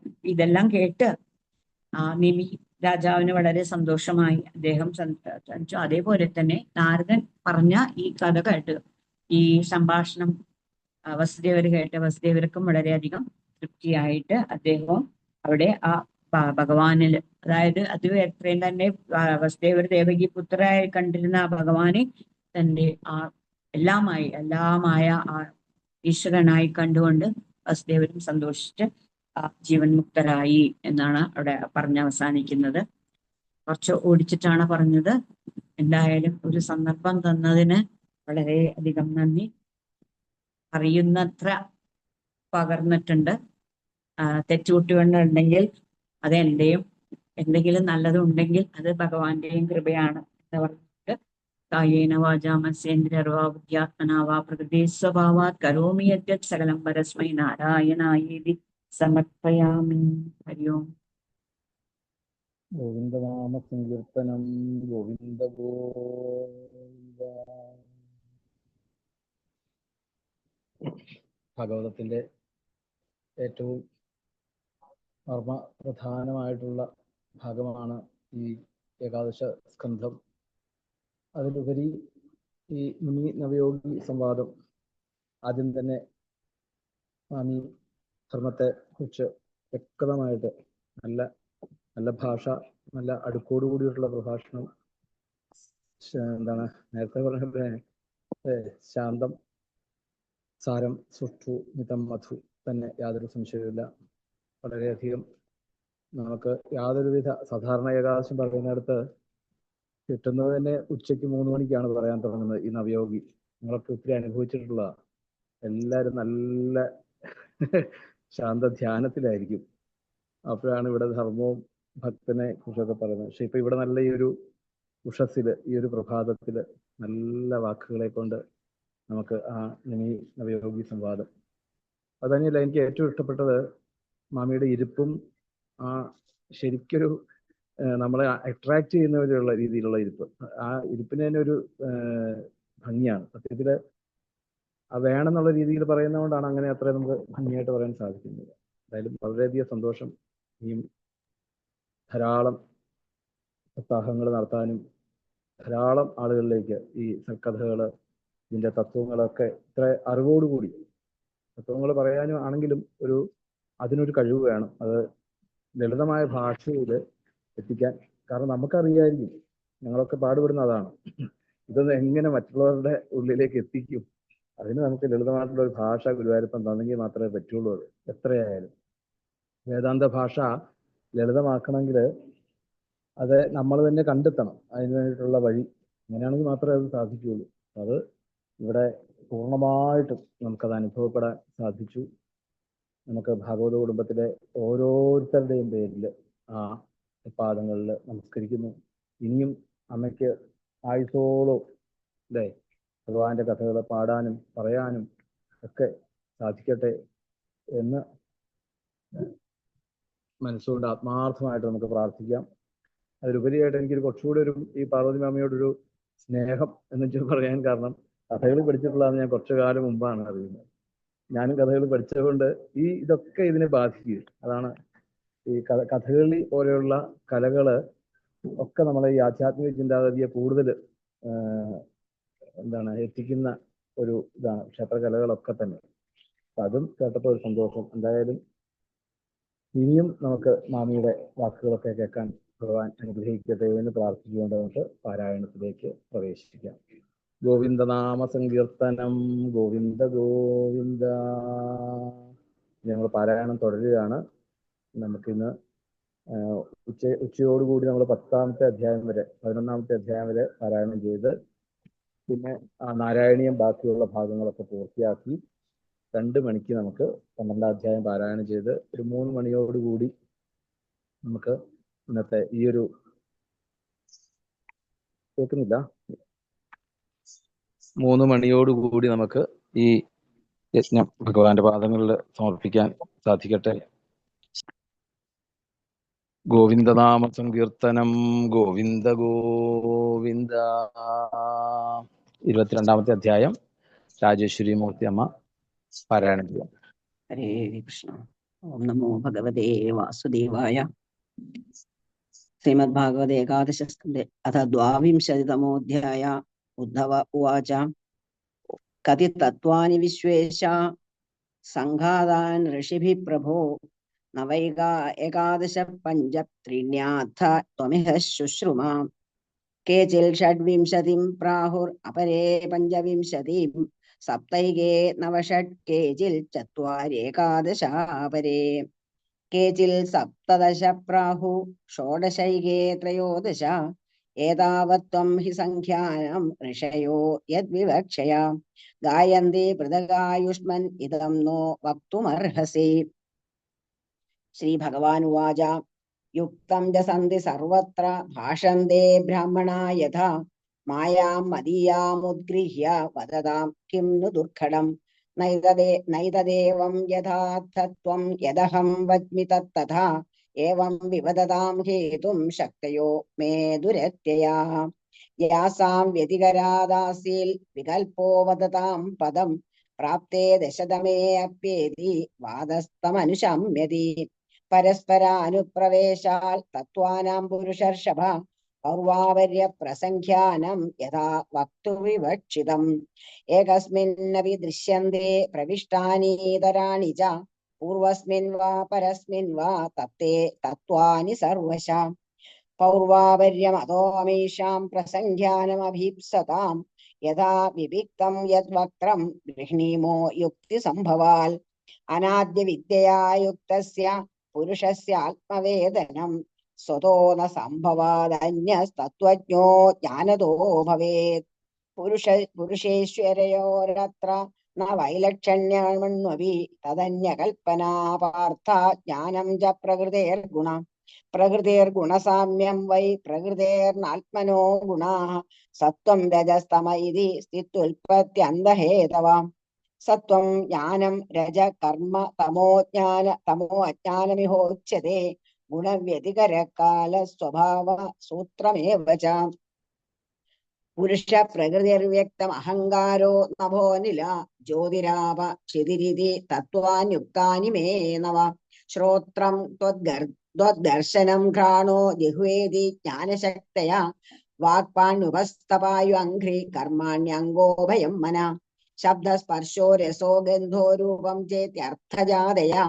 गत्युक्तुल्सर्गशिल्पानि कर्मायतनसिद्धया सर्गादौ प्रकृतिर्ह्यस्य कार्यकार्यणरूपिणी सत्त्वादिभिर्गुणैर्धत्ते पुरुषो व्यक्त ईक्षते व्यक्त्यादयो विकुर्वाणा धातव पुरुषेच्छया लब्धवीर्या सजन्त्यण्डं संहता प्रकृतेर्बलाल् सप्तैव धातव इति तत्रार्था पञ्चखादया ज्ञानमात्मोभयात्तारस्ततो देहेन्द्रियासवा षडित्यत्रापि भूतानि पञ्चषष्टः परं परः पुमान् तैर्युक्त आत्मसम्भूतैः सृष्ट्वेदं समुपाविशत् चत्वार्येवेति तत्रापि तेज आपोन्नमात्मनः जातानि तैरिदं जातं जन्मावयविनः खलु संख्याने सप्तदशके भूतमात्रेन्द्रियाणि च पञ्चैकमनसा आत्मा सप्तदश स्मृतः तद्वत् षोडश संख्याने आत्मैव मन उच्यते भूतेन्द्रियाणि पञ्चैव मन आत्मा त्रयोदश एकादशत्व आत्मासौ महाभूतेन्द्रियाणि च अष्टौ पृथगश्चैव पुरुषश्च न वेत्यथा इति नाना प्रसंख्यानं तत्त्वानां ऋषिभिः कृतं सर्वं न्याय्यं युक्तिमत्वाल् विदुषां किम् अशोभनम्।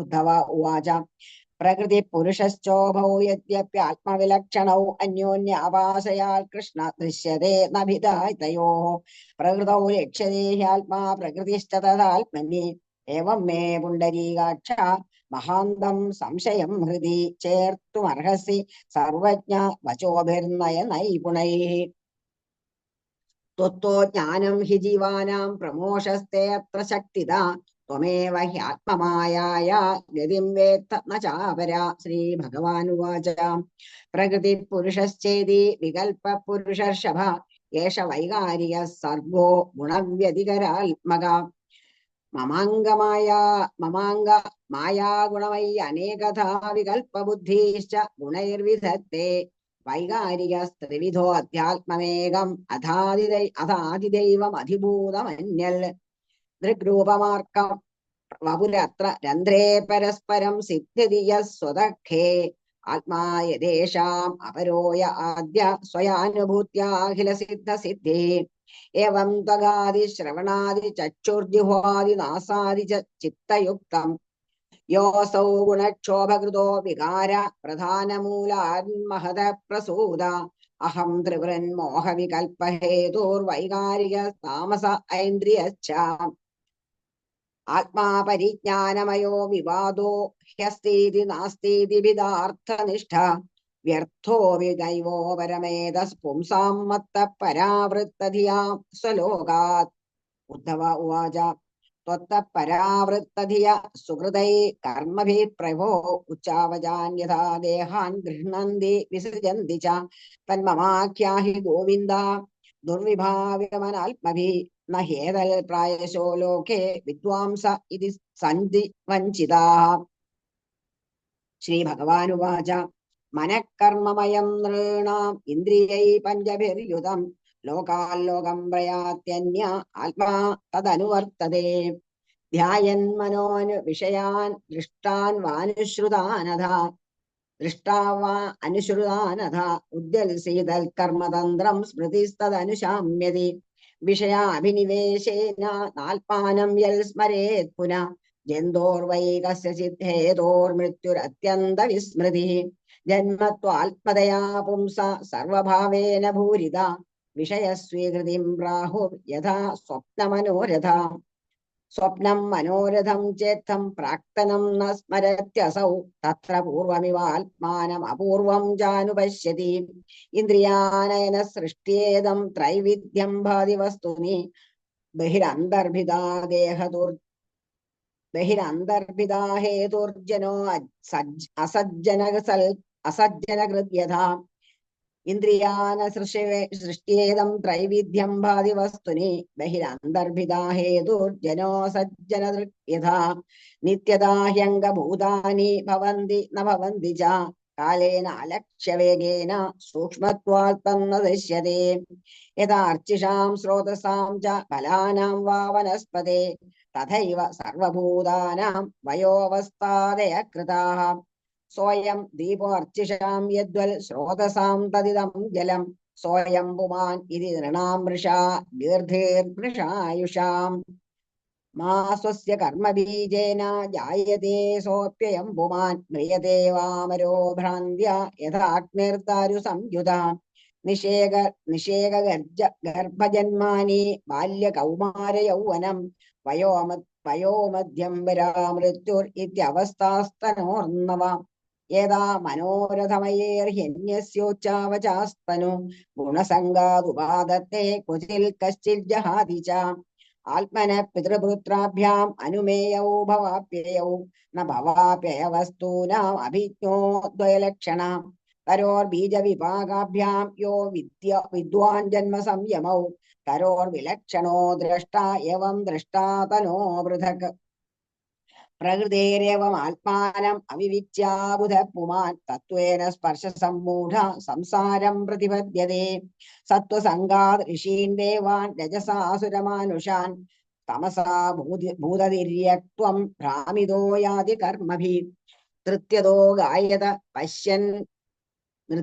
ഗായത പശ്യൻ യഥൈവാനുകരോതി താൻ ഏവം ബുദ്ധിഗുണാൻ പശ്യൻ അനീഹോപ്യനുകാര്യതേ യഥാംബസാ പ്രചലത തരവോപി ചല ഇവ ചക്ഷുഷാ ഭ്രാമ്യമാണേന ദൃശ്യതേ ഭ്രമതി വൈഭൂഃ യഥാ മനോരഥധിയോ വിഷയാനുഭവോ വൃഷാ സ്വപ്നദൃഷ്ടാ സദാശാർഹ തഥാ സംസാര ആത്മനഃ അർത്ഥേ ഹി അവിദ്യമാനേഭി സംസൃതിർന നിവർത്തതേ ധ്യായതോ വിഷയാനസ്യ സ്വപ്നെ അനർത്ഥാഗമോ യഥാ തസ്മാദുദ്ധവ മാ ഭുങ്ക്ഷ വിഷയാൻ അസദിന്ദ്രിയൈ ആത്മാഗ്രഹണ നിർബാധം പശ്യ വൈകൽപ്പികം ഭ്രമം ക്ഷിപ്തോ അവമാനിതോ സദ്ഭി പ്രലബ്ധോ സൂയിതോ അഥവാ താടിതസന്നിബദ്ധോ വാ വൃത്യാ വാ പരിഹാപിത നിഷ്ഠിതോ മൂത്രിതോ വാജ്ഞൈർ ബഹുദൈവം പ്രകമ്പിത ശ്രേയസ്കാമ ശ്രേയസ്കാമ കൃച്ഛഗത ആത്മനാത്മാനമുദ്ധരേൽ നിഷ്ഠിതോ മുദിതോ വാജ്ഞൈർബഹുദൈവം പ്രകമ്പിത ശ്രേയസ്കാമ കൃച്ഛഗത ആത്മനാത്മാനമുദ്ധരേൽ. ഉദ്ധവ ഉവാച യഥൈവം അനുബുദ്ധ്യേയം വദനോ വദതം വര സുദുസ്സഹമിതം മന്യേ ആത്മന്യസദതിക്രമം വിദുഷാമപി വിശ്വാത്മൻ പ്രകൃതിർഹി ബലീയസി ഹൃദേ ത്വദ്ധർമ്മനിരതാൻ ശാന്താംസ്തേ ചരണാലയാൻ. വിദുഷാമപി വിശ്വാത്മൻ പ്രകൃതിർഹി ബലീയസി ഹൃദേ ത്വദ്ധർമ്മനിരതാൻ ശാന്താംസ്തേ ചരണാലയാൻ. ശ്രീഹരേ നമഃ. ഇത് ശ്രീമദ്ഭാഗവതേ മഹാപുരാണേ പാരമംസ്യാം സംഹിതായാം ഏകാദശസ്കന്ധേ ദ്വാവിംശതിതമോऽധ്യായ. ശ്രീഹരേ നമഃ. സർവത്ര ഗോവിന്ദനാമ സങ്കീർത്തനം. ഗോവിന്ദ ഗോവിന്ദ. ഗോവിന്ദ. ഓം നമോ ഭഗവതേ വാസുദേവായ. അഥ ത്രയോവിംശോऽധ്യായ. ബാദരായണിരുവാച സയേവമാശംസിത ഉദ്ധവേന ഭാഗവതമുഖ്യേന ദാശാർഹമുഖ്യ സഭാജയൻ ഭൃത്യവചോ മുകുന്ദസ്തമാബഭാഷേ ശ്രവണീയവീര്യ.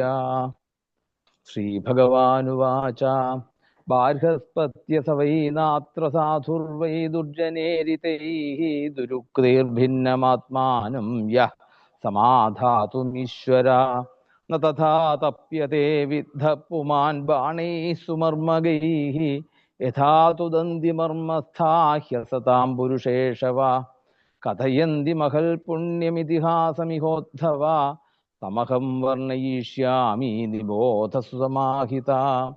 കേനചിൽ ഭിക്ഷുണാ ഗീതം പരിഭൂതേന ദുർജനൈഃ സ്മരതാധൃതിയുക്തേന വിപാകം നിജകർമ്മണാം അവന്തിഷു ദിജഃ കശ്ചിദാസീദാഢ്യതമശ്രിയാ വാർത്താവൃത്തികദര്യസ്തു കാമീ ലുബ്ധോതികോപനാം ജ്ഞാതയോതിഥയസ്തസ്യ വാങ്മാത്രേണാപി നർച്ചിതാഃ ശൂന്യാവസഥാത്മാപി കാലേ കാമൈരനർച്ചിതാ ദുശ്ശീലസ്യ കദര്യസ്യ ദ്രുഹ്യന്തെ പുത്രബാന്ധവാഃ ധാരാദുഹിതരോ ഭൃത്യാ വിഷണ്ണാനാചരൻ പ്രിയം തസ്യൈവം യക്ഷവിത്തസ്യ ച്യുതസ്യോഭയലോകത ധർമ്മകാമവിഹീനസ്യ ചുക്രുധു പഞ്ചഭാഗിന തദവധ്യാനവിസ്രസ്ത പുണ്യസ്കന്ധസ്യ ഭൂരിദ അർദ്ധോപ്യഗച്ഛന്നിധനം ബഹ്വായാസ പരിശ്രമാ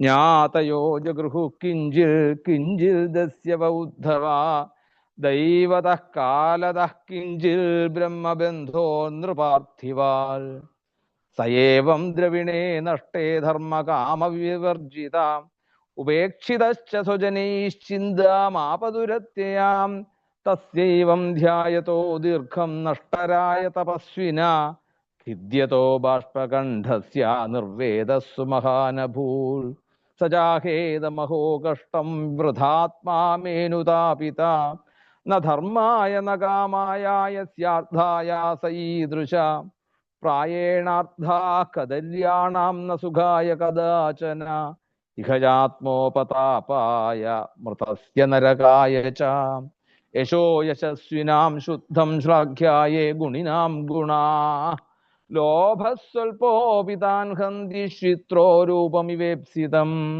അർത്ഥസ്യ സാധനേ സിദ്ധേ ഉത്കർഷേ രക്ഷണേ വ്യയേ നാശോപഭോഗ ആയാസസ്ത്രാസശ്ചിന്താ ഭ്രമോ നൃണാം തേയം ഹിംസാനൃതം ദംഭ കാമഃ ക്രോധസ്മയോ മദ ഭേദോ വൈരമവിശ്വാസ സംസ്പർദ്ധാ വ്യസനാനി ച ഏതേ പഞ്ചദശാനർദ്ധാ ഹ്യർത്ഥമൂലാ മതാ നൃണാം തസ്മാദനർത്ഥമർത്ഥാഖ്യം ശ്രേയോർത്ഥി ദൂരതസ്ത്യജേൽ ഭിദ്യന്തേ ഭ്രാതരോദാരാ പിതരഃ സുഹൃദസ്തഥാ ഏകാ സ്നിഗ്ധാഃ കാഗിണിനാ സദ്യഃ സർവേ രയകൃതാഃ അർത്ഥേനാൽപീയസാഹ്യേതേ സംരബ്ധാ ദീപ്തമന്യവ ത്യജന്ത്യാശു സ്പൃധോ ഘ്നന്തി സഹസോത്സൃജ്യ സൗഹൃദം ലബ്ധ്വാ ജന്മാമരപ്രാർത്ഥ്യം മാനുഷ്യം തദ്വിജാഗ്രതാം തദനാദൃത്യയേ സ്വാർത്ഥം ഘ്നന്ദീയാന്ത്യശുഭാം ഗതിം സ്വർഗാപവർഗയോർദ്വാരം പ്രാപ്യ ലോകമിമം പുമാൻ ദ്രവിണേകോനുഷജ്ജേതമർത്യോനർത്ഥസ്യ ധാമനി ദേവർഷി പിതൃഭൂതാനി ജ്ഞാതീൻ ബന്ധൂംശ്ച ഭാഗിന അസംവിഭജ്യ ചാത്മാനം യക്ഷവിത്തപദത്യഥാ വ്യർത്ഥയാർത്ഥേഹയാ വിത്തം പ്രമത്തസ്യ വയോബലം കുശലായേന സിദ്ധ്യന്തി ജരഠ കിം नु സാധയേ കസ്മാൽത്തം ക്ലിശ്യത്തെ വിദ്വാൻ വ്യർത്ഥയാർത്ഥേഹയാ സകൃ കസ്യചിന്മായയാ നൂനം ലോകോയം സുവിമോഹിത കിം ധനേർധനദേർവാ കിം കാമേർവാ കാമധൈരുത മൃത്യുനാഗ്രസ്യമാനസ്യ കർമ്മഭിർവോത ജന്മദൈഃ നൂനം മേ ഭഗവാൻ സ്തുഷ്ടഃ സർവദേവമയൂഹരി യേന നീതോ ദശാമേതാം നിർവേദശ്ചാത്മനഃ പ്ലവ സോഹം കാലാവശേഷേണ ശോഷയിഷ്യംഗമാത്മനാ അപ്രമത്തോഖില സ്വാർത്ഥേ യദി സ്യാൽ സിദ്ധാത്മനി തത്ര മാമനുമോദേരൻ ദേവാസ്ത്രിഭുവനേശ്വരാഃ മുഹൂർത്തേന ബ്രഹ്മലോകം ഘട്വാംഗസമസാധയൽ ശ്രീഭഗവാനുവാച ഇത്യഭിപ്രേത്യ മനസാ ഹ്യവന്ദ്യോ ദ്വിജസത്തമാം ഉന്മിച്യ ഹൃദയഗ്രന്ഥീൻ ശാന്തോ ഭിക്ഷുരഭൂന്മുനി സചചാരമഹീമേതാം സംയതാത്മേന്ദ്രിയാനില ഭിക്ഷാർത്ഥം നഗരഗ്രാമാനസംഗോ ലക്ഷിതോ വിശൽ തം വൈ പ്രവയസം ഭിക്ഷൂമവധൂതമസജ്ജനാഃ ദൃഷ്ട്വാ പര്യഭവൻ ഭദ്ര ബഹ്വീഭിഃ പരിഭൂതിഭിഃ കേചിത്രിവേണും ജഗൃഹൂരേകേ പാത്രം ഗമണ്ഡലും പീഠം ജൈകേക്ഷസൂത്രം ച കന്ധാം ചീരാണി കേചന പ്രദായ ച പുനസ്താനി ദർശിതാന്യാദുർമുനേഃ അന്നം ച ഭക്ഷ്യസമ്പന്നം ഭുഞ്ജാനസ്യ സരിത്തടേ മൂത്രയേന്തി ച ചാപാപിഷ്ഠാഃ ക്ഷീവന്ത്യസ്യ ച മൂർധനി യതവാചം വാചയന്തി താടയന്തി ന വക്തി ചേൽ തർജയന്ത്യപരേ വാഗ്ഭിസ്തേനോയമിതി വാദിന ബധ്നന്തിരജ്വാതം കേചിൽ ബധ്യതാമിതി ക്ഷിപന്ത്യേകേവ ജാനന്ത ഏഷ ധർമ്മധ്വജഷഠ ക്ഷീണവിത്ത ഇമാം വൃത്തിമഗ്രഹീൽ സ്വജനോച്ഛിത അഹോ യേഷ മഹാസാരോ ധൃതിമാൻ ഗിരിരാടിവ മൗനേന സാധയത്യർത്ഥം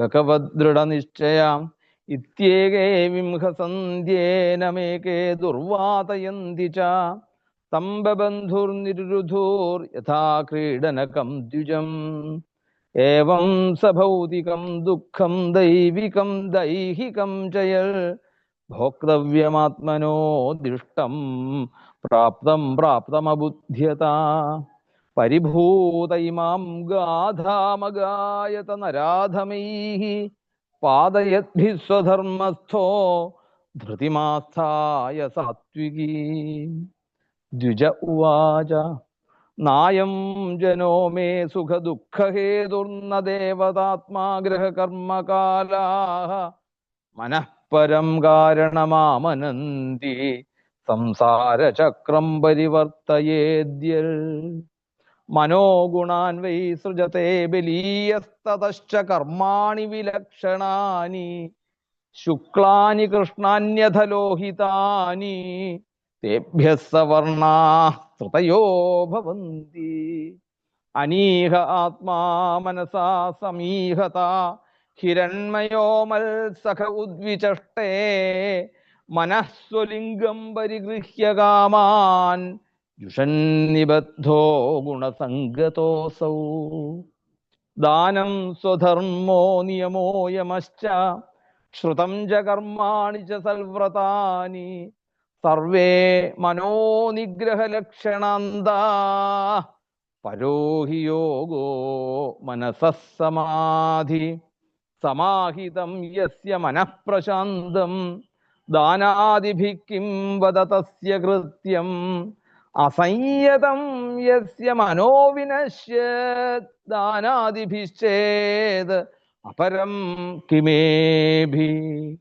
മനോവശേന്യേഹ ഭവൻ സ്മ ദേവാ മനശ്ച നാന്യസ്യ വശം സമേതി ഭീഷ്മോ ഹി ദേവ സഹസഹീയാൻ യുഞ്ജ്യാദ്വശേതം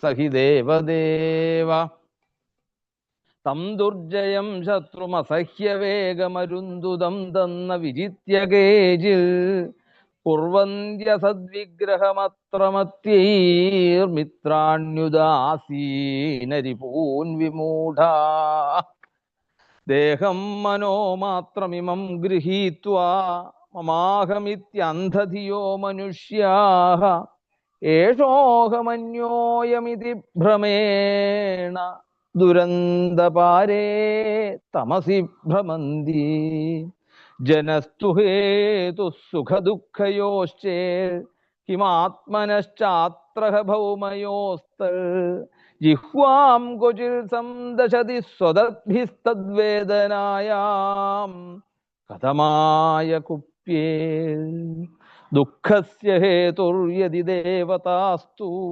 കിമാത്മനസ്തത്ര വികാരയോസ്തൽ യദംഗമംഗേന നിഹന്യത്തെ ക്വചിൽ കൃത്യേത കസ്മൈ പുരുഷഃ സ്വദേഹേ ആത്മായതി സ്യാൽ സുഖദുഃഖഹേതു കിമന്യതസ്തത്ര നിജസ്വഭാവ നഹ്യാത്മനോന്യതി തന്മൃഷാ സ്യാൽ കൃത്യേത കസ്മാൻ ന സുഖം ന ദുഃഖം ഗ്രഹാനിമിത്തം സുഖദുഃഖയോശ്ചേൽ കിമാത്മനോജസ്യ ജനസ്യ തേ വൈ ഗ്രഹൈർഗ്രഹസ്യൈവ വദന്തി പീഡാം ക്രുദ്ധ്യേത കസ്മൈ പുരുഷസ്തതോന്യ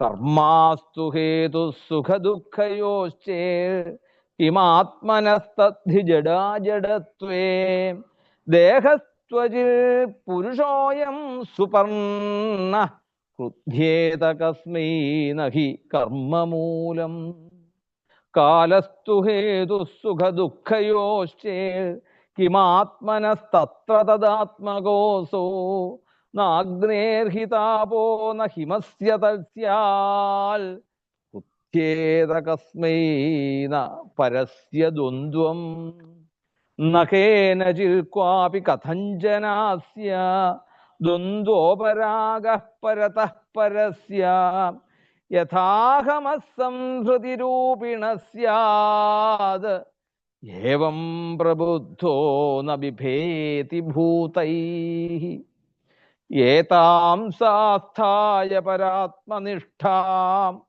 അധ്യാസിതാം പൂർവതമൈർമഹർഷിഭിः അഹം ധരിഷ്യാമി ദുരന്തപാരം തമോ മുകുന്ദാഘ്രി നിഷേവയൈവ അഹം തരിഷ്യാമി ദുരന്തപാരം തമോ മുകുന്ദാഘ്രി നിഷേവയൈവ.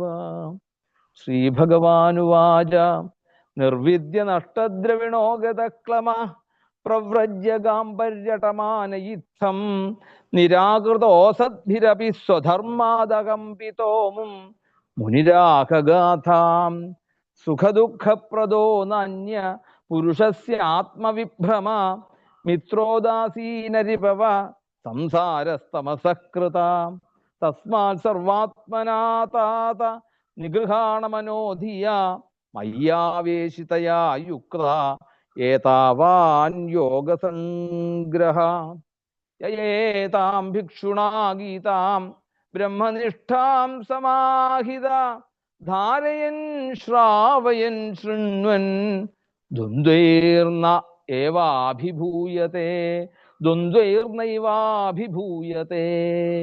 ഇതി ശ്രീമദ്ഭാഗവതേ മഹാപുരാണേ പാരമഹംസ്യാം സംഹിതായാം ഏകാദശസ്കന്ധേ ത്രയോദശോऽധ്യായ. സർവത്ര ഗോവിന്ദനാമ സങ്കീർത്തനം. ഗോവിന്ദ